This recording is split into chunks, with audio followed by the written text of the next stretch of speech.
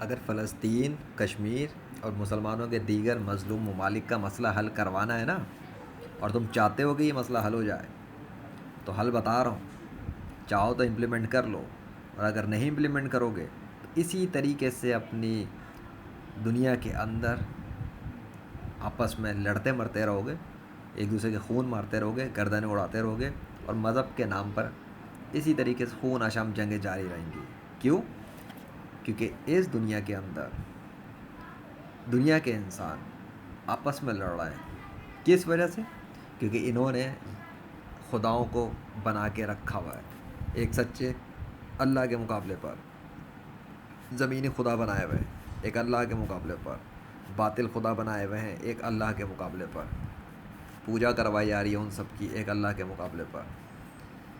کتابوں کے ذریعے بیوقوف بنایا گیا ہے، ایک اللہ کے مقابلے پر باطل خداؤں کے، باطل انسانوں کو خدا یا خدا کا بیٹا بنا دیا گیا ہے اللہ کے مقابلے پر۔ کس نے شروع کیا؟ کون تھا؟ اس ڈیٹیل کی ضرورت نہیں ہے۔ 21ویں صدی میں جو ہو رہا ہے، بات اس کی ہے کہ اگر دنیا کے انسان یہ چاہتے ہیں اس کو ختم کیا جائے، اس مسئلے کو سولو کیا جائے اور یہ جنگیں رک سکیں، یہ مسئلہ حل ہو سکے، تو پھر وہ صرف اتنا کریں کہ دنیا کے اندر جتنے بھی بڑے بڑے مذاہب ہیں، ہر مذہب کے اندر سے ایک ایک مذہبی پیشوا کو اٹھائیں، ان کو پک کریں، ان کو بٹھائیں عوام کے سامنے، اسلام سے، ہندو سے، یہودی سے، عیسائی سے، سکھ سے، پارسی سے،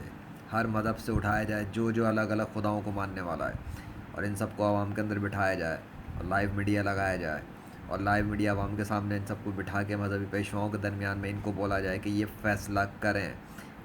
کریں اور عوام کے سامنے آپس میں اس فیصلے کو کر کے اٹھیں کہ کس مذہب کا خدا سچا ہے اور اس کا اس کائنات کے اوپر کنٹرول ہے، اور یہ فیصلہ اور اس بات کا تعین کسی بھی مذہبی پیشوا کی کسی بھی مذہبی کتاب کے ذریعے نہیں ہوگا، بلکہ اس مذہبی پیشوا کی کسی بات کے اوپر بلیو نہیں کیا جائے گا، صرف اس مذہبی پیشوا کو نیچر کے ذریعے، زمین و آسمان کی مخلوقات کے ذریعے ثابت کرنا پڑے گا کہ جس خدا کے نام کو وہ دعویٰ کر رہا ہے خدا ہونے کا، وہ نیچر، زمین و آسمان کی پوری مخلوقات اور درند پرند چرند اور ماں کے پیٹ سے نکلے بچوں کے ذریعے ثابت کرے، ان کی گواہی سے، ان کے بیان سے، ان کے ثبوت سے، نیچر کے ذریعے ثابت کر دے کہ وہ جس خدا کا نام بتا رہا ہے وہی ہے جو نیچر کو کریٹ کرتا ہے، اور وہی ہے جو نیچر کو کنٹرول کرتا ہے۔ بات ختم۔ جو مذہبی پیشوا یہ ثابت کر دے پریکٹیکل ثبوتوں سے، اور کوئی اور مذہبی پیشوا اس کو شکست نہ دے سکے،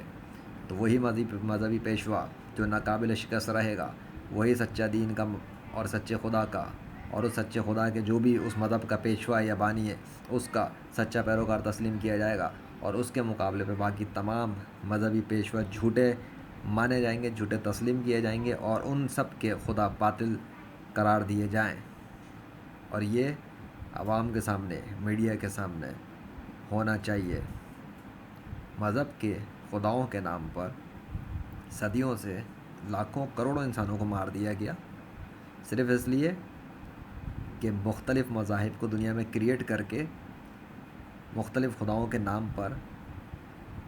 ہزاروں، لاکھوں، کروڑوں، اربوں پیروکاروں کو بیوقوف بنا کے رکھا گیا اور ایک دوسرے سے لڑوا دیا گیا، جس کے نتیجے میں 21ویں صدی میں ہر طرف دھینگا مستی، قتل و غارت وغیرہ ہو رہی ہے، جنگیں ہو رہی ہیں، ایٹمی ہتھیار بنا لیے گئے، ٹریلینز آف ڈالر انویسٹ کر دیے گئے تاکہ ایک دوسرے کو مارا جائے، انسانوں کو ختم کیا جائے۔ کس لیے؟ کیونکہ اپنے اپنے خداؤں کو خوش کرنے کے لیے۔ کون سے خدا؟ جن کے بارے میں آج تک فیصلہ ہی نہیں کیا بٹھا کر۔ اصل مسئلہ یہ ہے، ان تمام جگہوں کی جو اصل وجہ ہے وہ ہے مذہبی خداؤں کا وجود۔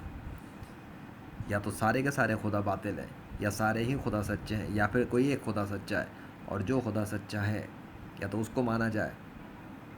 اور اگر سارے ہی غلط ہیں تو پھر سب کو چھوڑ دیا جائے، اور اگر کوئی